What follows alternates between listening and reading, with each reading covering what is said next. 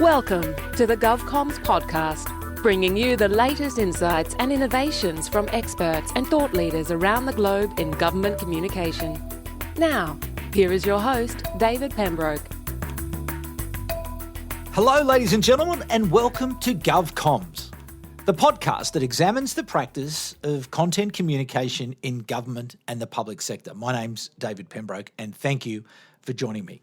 Today, I'm going to tell you a little bit more about Content Group, who we are, what we're trying to do, where we've come from, and indeed where we hope to go into the future.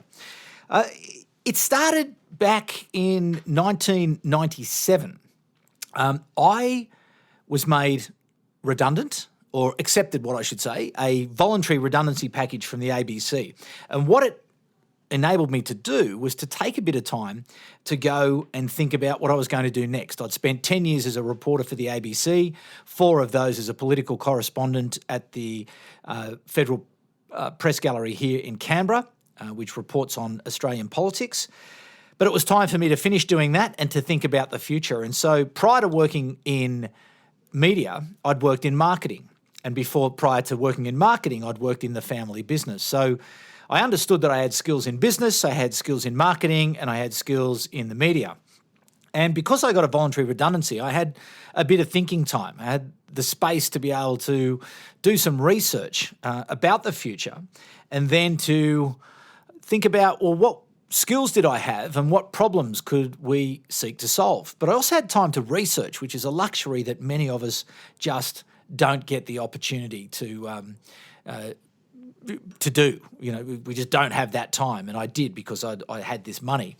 So anyway, during that research, I found this concept back in 1997 of content, which was, you know, a reference to video, audio, graphic content, stills content. And I thought, okay, right, so that's the business I've been in as a journalist. And then I also discovered or was reading about that in the future we would have these, you know, supercomputers that we would carry around in our pockets that would be part mobile phone, part computer, and we'd be able to create and distribute, you know, very rich multimedia files that we would then be able to send to each other, and everyone would have one of these phones, so everyone would be connected and would be able to stay in touch. And I thought to myself, well, okay, well, that's sort of the space that I can be in. I know business, I know marketing, and I know how to create content. So we just decided to call ourselves The Content Group. And the whole idea about The Content Group was that we would tell the stories of our clients so they could achieve their business objectives. So that was the simple notion of what we were trying to do. But back in 1997, it wasn't the reality of the day. It was a future promise. So it was a bit of hard going there to start with. You know, trying to explain to people what content was difficult in itself. I used to hand out my business card would say, you know, The Content Group, and I would hand it over to people, and they would look at it and they'd go, "Oh, that's nice, you know, The Content Group." So even, you know, way back in the 1990s, you know, late 1990s, this notion of content just wasn't known. But certainly I would say to them, yeah, look, I'm content, but, you know, in the future this is going to happen.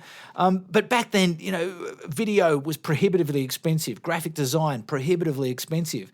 The tools that you needed to create any sort of content, prohibitively expensive. The skills for people to create that, prohibitively expensive. So I took a bit of a detour. It was going okay, but it was limping along. But I did have an opportunity to work in professional sport. So I detoured down that way, but then sort of early 2000s, I came back to this original idea. And still by then, the problem hadn't been solved. But what was in place was future promise. You could see that we were getting closer. You could see that connectivity was improving. You could see that device miniaturization was taking place. You could see the power of computing and that ability to drive, high quality graphics was improving. So all of the promise was starting to take shape.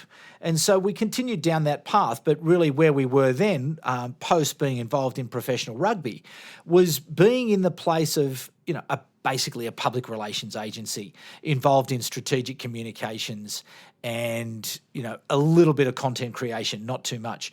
But it wasn't until about 2009 that I discovered a guy by the name of Joe Polizzi. who is the founder of the Content Marketing Institute.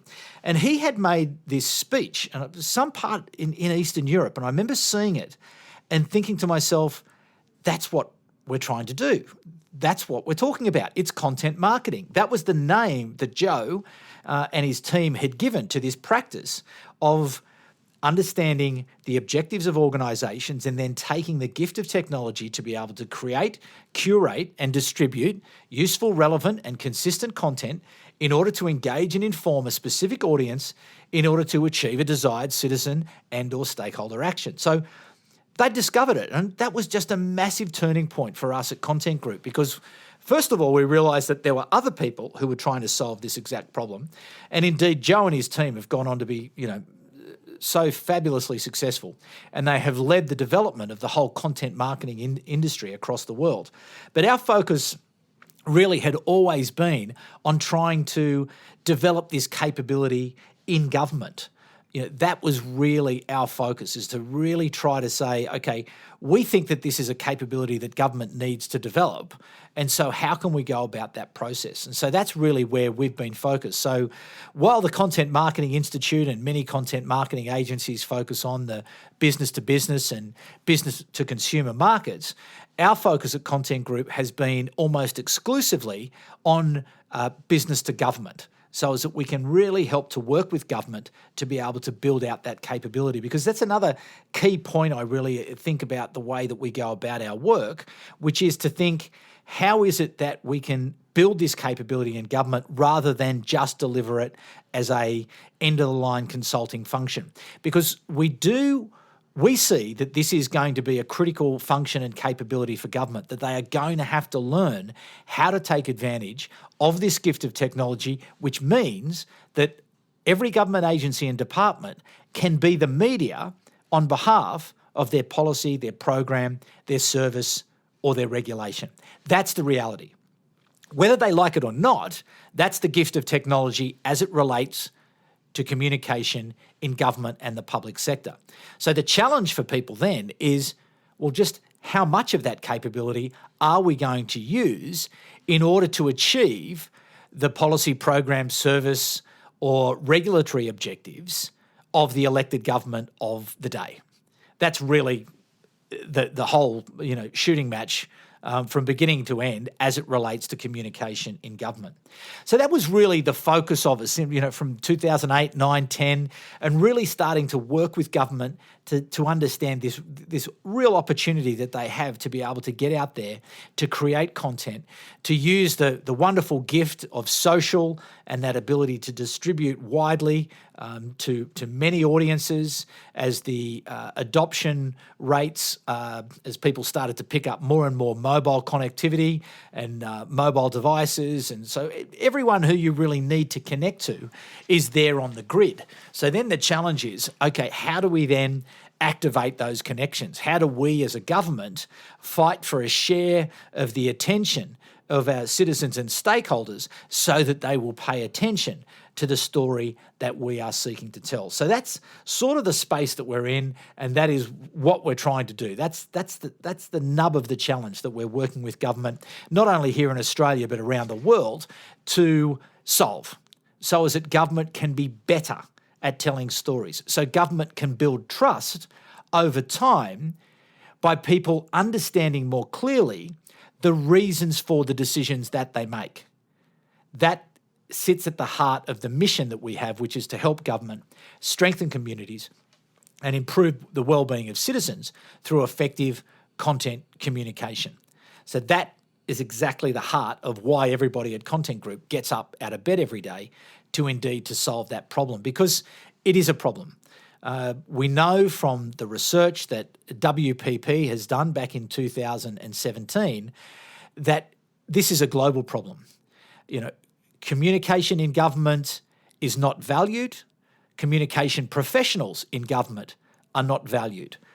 Communication from government is one way and does not take into account the needs of the audiences that they are seeking to engage with.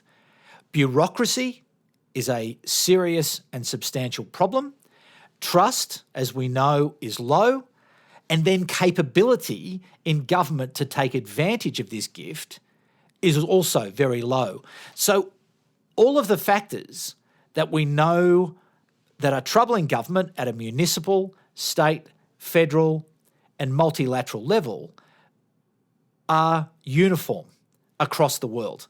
So that's the sort of problem space that we're in. When people say, okay, well, what is the problem you're trying to solve? That's it. The beginning, the middle and end. How can we get better at helping government to explain themselves? Because that's the role of the public servant. It's the role of the politician to advocate for the particular position. But once it is the policy of the elected government of the day, it is the role of the public service to explain what that is. Whether they agree with it or not, that's not their job. Their job is to the best of their ability, to be able to explain the reasons for that particular policy, program, service or regulation. So that's what we're trying to do. And look, we're having quite some success really at the moment as government starts to adapt these practices that have been well entrenched in the private sector for some time through content marketing over many, many years in many of the big corporations who are doing content marketing as a key part of the way they present their brand and the way they present their services to the world. So what's changed really since 1997? Well, it is that connectivity. It is that capability. It is those massive changes in computing power and in connectivity that has just enabled this massive change, because effectively what it's done is to put that potential into the hands of just about any government agency or government department. You know, the ability to be able to draw on sites like a Canva, where you can get access to fantastic looking templates, a site like Shootster, where you're able to get access very affordably to video. There are all sorts of applications online where you can now be able to draw to you high quality content that you can then populate with your story, then distribute. If you're going to create it yourself, that ability to be able to produce video and audio and stills and text and graphics, you know, companies such as Adobe have made it so much easier to create hyper-professional content that can engage with audiences. And really, that's another key part of this challenge, is that your content has to be absolutely top shelf, because you are competing with every other brand, every other not-for-profit, every other government department and agency for a share of a person's most valuable asset, which is their time and their attention. So your content is in a hyper-competitive world. You have to make sure that that content is relevant to that audience and is delivered to them in the channel that they prefer, at the time that they want it, in the format that they want it. Now, it's a big challenge and it's a big change, and it's why this capability needs to be built over time, but that's where government has to get to. Government has to become better at telling their stories so they can start to rebuild the trust deficit that there is in democratically elected institutions around the world. So again, it's big stuff. Don't get me wrong. This is a big, high-level, aspirational, critically important capability that is built in government so people can understand. They might not agree. They may not agree with what it is that you are attempting to explain to them, but that's not the point. That's to be resolved at the ballot box. If people may not agree in the community, but if we have taken the time and the care and applied the right skill and knowledge and the right attitude to telling the story to the best of our ability, and we've got that message consistently in front of people so people understand the context and challenges that are seeking to be addressed by a particular policy, program, service or regulation, then that's when we're doing our job. As I say, they may not like it. Well, there's a thing called the ballot box, and when you get your chance in 4 years' time or whenever it is, you can vote people out. That's not the role of the public servant to be involved in that, but it is the role of government and public sector communicators to make sure that they get the fidelity right in the way that they tell that particular story. So that's really the big change, is that there is a increasing and growing need for more high-quality, relevant content. But also, more importantly, I think, is this need to understand that it's so critically important not just to create the assets, but to be able to apply a strategic model to be able to take you from point A to point B, so as that you can demonstrate that you have thought through all of the various elements of your particular challenge, so as that you have made the best possible judgment as to where you are going to apply the budget, which at the end of the day is taxpayers' money. So we owe it to the taxpayers all around the world when we produce these content communication programs to be able to put in place the best decisions based on the best available evidence. So what we did a couple of years ago is about 2015. We applied for federal government funding, innovation funding here in Australia, because we went to the government and we said, look, we've been working on this challenge of trying to work out a way that government can communicate effectively or more effectively with citizens and stakeholders. We think you've got a problem. We've developed an approach which is an adaptation of the content marketing process, meets the strategic communication planning process, meets this new capability that we have to be the media, wrapped around a project management framework, which includes things like risk mitigation, benefits realisation, measurement and evaluation, to really bring that rigour to this process of planning, which is so critically important. So often we have clients come to us and say, we'd like 2 videos, 5 blogs, a brochure, and 2 or 3 other things. And the first question that we often ask them is, well, how did you get to that answer? And often they don't know. Often they haven't had a process that has helped them to get to decide what are the channels, what are the content types, how frequently are they going to publish, and how are they going to measure and evaluate the impact of that particular content that they are going to spend taxpayers' money on.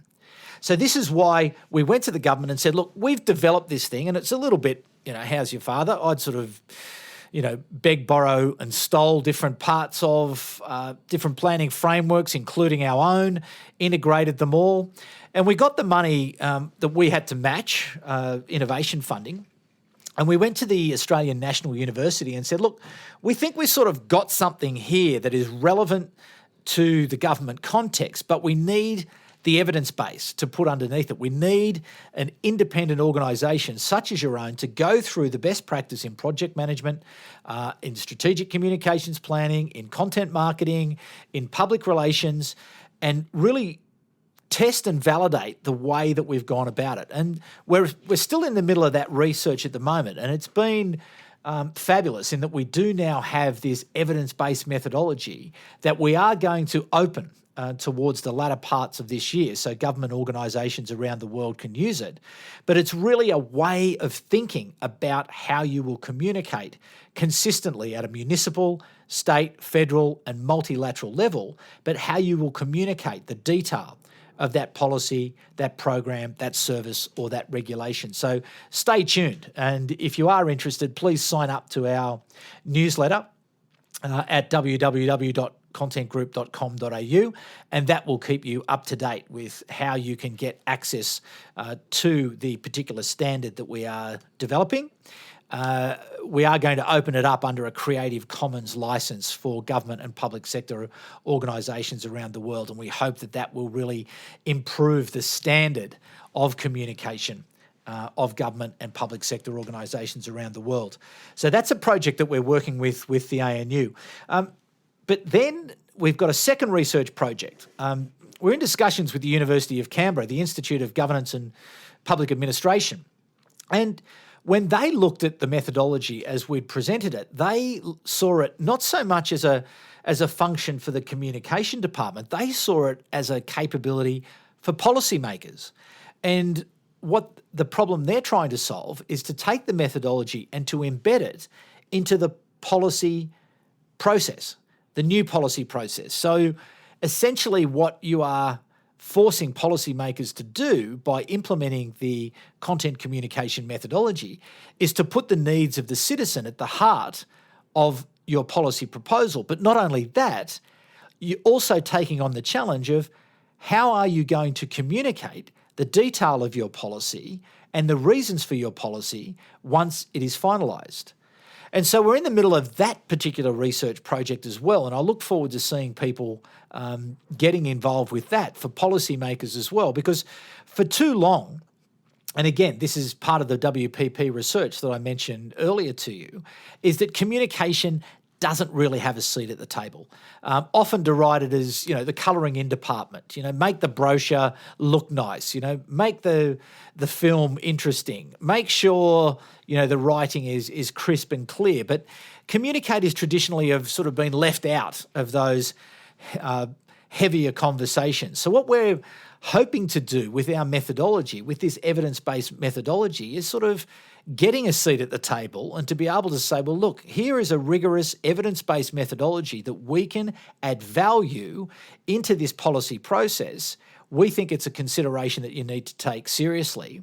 And that's part of this challenge with the University of Canberra. So that's a second research project. So again, stay tuned. We will keep you involved. And I know the University of Canberra intends to start educating people in this particular task. How do they bring content communication into the public, into the policy development process, and how can they work with policy professionals in order to understand the real benefits of getting involved and applying the principles of effective content communication. So that's pretty much it in terms of our research for the moment. But where are we going with this? What are we trying to do? Well, Content Group, the vision of the company is that we will be the world's leading content communication agency for government and public sector by 2020. That's the plan. That's the vision. That's the light on the hill, and that's what we're aiming for. Strategically, we're very focused at the moment on getting our meat and potatoes right, getting our methodologies right, getting them used, testing and learning, getting our research partners at the Australian National University and the University of Canberra and our skills-based training partners as well. So building up all of the methodology, the training, the learning, the education, to then be able to sort of move out from Australia over the next few years to start to spread this more widely and to hopefully create a global standard from the work that we are doing. We certainly believe that there is a need for it. The WPP research confirms that there is a need for it. In many of the conversations that we've had with governments in North America and in Europe and in the Middle East, we know that the problem that we're having here in Australia is the problem that they're having. The WPP research confirms that. So we think that what we're onto is something that really can be useful, and it can be a capability. It can be a way of thinking in government agencies, so that as soon as they start to think about, well, how are we going to tell that story, they can roll through the content communication process, either in a detailed way, if it's a big policy or program, or even in a shorthand way, if it's something smaller, just to be able to move through those steps, those simple steps of asking yourself, why am I doing this? If you don't have a good reason why, don't get started. The second step, the objectives. What is the program objectives? This has got nothing to do with your comms at the moment. This is the program objective, the policy objective, the regulatory objective. What is that objective? Because your communication, your content communication has to be directed towards solving a particular objective. So we need to know what those objectives are. We then need to think about the goals, because inside those objectives are behaviours. Often, what are we looking for people to do in order for us to achieve a particular objective? And that's when you start to look at what those communications goals are, that is measuring the degree of impact your content communication program is having on those behaviours in order for you to achieve those objectives. The next step of the puzzle is really understanding about the audience, because really it's the beginning, the middle, and the end. Communication is about reception, not transmission, so we need to have that deep, empathetic understanding using data, qualitative, quantitative, any sort of insights that we can to really understand what is it that our audience is looking to understand from us as it relates to those particular objectives. Spend as much time as you possibly can and really get to know those people, not just as it relates to the immediate task or the immediate objective that you're seeking to achieve, but try to understand the pressures around them much more broadly. Don't just look at them in that singular way. Look at them in terms of their whole lives. What are the pressures? What are their worries? What are their concerns? What are their habits? Get to know them. There is no such thing as time wasted in understanding an audience. From there, it's to then understand the story that you're seeking to achieve, to tell, but to tell a story. Not just a collection of facts or not just a collection of actions, but to tell a genuine, meaningful, emotion-based story. We know that facts may validate a position, but it's emotion that drives action. And when you think about that process, we want people to do something as a result of our communication. So it's that emotional piece that is going to drive people to action. So how can we discover that element in our story, and how can we embed that emotional element in our story such that we will connect with people at a time where the competition for their time and attention is crazy? You have everybody out there trying to get that time and attention. So how are you going to tell a story in such a way that cuts through to earn the right to that most precious part of their most precious asset? So from there, once you've understood your why and your what and the audience that you're seeking to influence and the story that you want to tell, you then make some choices about what type of asset is it. Is it a video? Is it audio? Is it stills? Is it text? Is it graphics? Do we publish on Monday, Tuesday, Wednesday, Thursday? What channels do we use? Is it an event? Is it an offline? Is it public relations? Is it advertising? Is it social? Is it our website? There are all sorts of choices that you can now make. There is an infinite number of channels that you can use, but that research that you've done on your audience is what's going to help you to understand what is the best channel to reach that audience, what is the best content type to influence that audience, and how often are they going to want to hear from you and see from you. And when you've done that research earlier, also when you're understanding what those objectives are, to understand, well, what resources do you have to bring this together? How much money do you have? How many people do you have? Because that is going to have an impact on the amount of content that you can create or you can curate. So once you've made that editorial calendar, you've assembled it all, and then you've understood those goals, and then you've set some marks around those goals in terms of measurement and evaluation, well, then you're good to go. Get started, test and learn, update, and away you go. The great thing for government when it comes to content communication is that it takes time for content communication to work. It takes time to get through to people. It takes time to have impact. And the great thing for government is that we have time. Those relationships we have with citizens are for many, many years. We want to be involved with those communities for a long, long time. So that's where the genius of content communication can kick in, and you can start to build relationships through content, through those own channels that you have over time, offline and online, to start to rebuild trust in those audiences. So that's what we're looking to do. We're looking, you take that vision, the world's leader, that's the way we're going to go about it. Our mission is to help government, and that's wonderfully powerful that we have a genuine mission here. We have a genuine purpose, this notion of helping. I often say to the team here, if you want to know what you're doing, that's what you're doing. You're helping. If you're not helping, then you're doing the wrong thing. And it's also great when you engage with clients because you say to them, well, look, we're here to help. So if we can help you, we'd like to help you. But if they feel that we can't help them, well, that's okay too. So there's no problem with that at all. So that really driving sense of that purpose and that mission really gets us out of bed every day. And then also us, we have a series of mantras. We have a series of values that we try to live to as well, which sort of provide the institutional, cultural scaffolding and framework that sits around the work that we do. And it's very, very enjoyable work that we do. And part of what we do in terms of our own content communication is this very podcast. Every week, we explore the world of government and public sector communication. And now, as you know, we have rebranded to GovComms. So hopefully that'll be a little bit easier for all of you to find and for all of you to share for other people. And as I say, I'd love to hear any suggestions that you might have of people who we can talk to so we can all get better together at creating and distributing and curating content in such a way that we can start to rebuild trust in democratically elected institutions. It's such a fundamental, important mission. How about we do it together? And how about we do it all around the world so as that we can really strengthen, democracies around the world. So there you go. Fantastic, really enjoying it, loving the challenge. The company's growing very fast. Rolling average over the last 3 years, we've grown between 30 and 40% every year.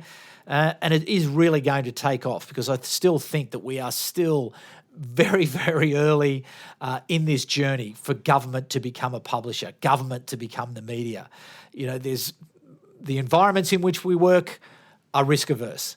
The resources that we have to invest in communication are getting smaller. The numbers of people working in government communication are getting smaller.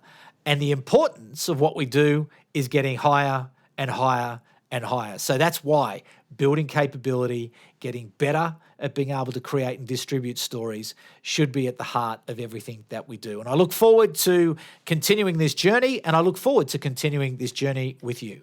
So thanks very much for joining us for this first edition of GovComms. But we'll be back at the same time next week with another fantastic guest. So I look forward to your time then. But for the moment, it's bye for now. You've been listening to the GovComms podcast. If you enjoyed this episode, be sure to rate and subscribe to stay up to date with our latest episodes.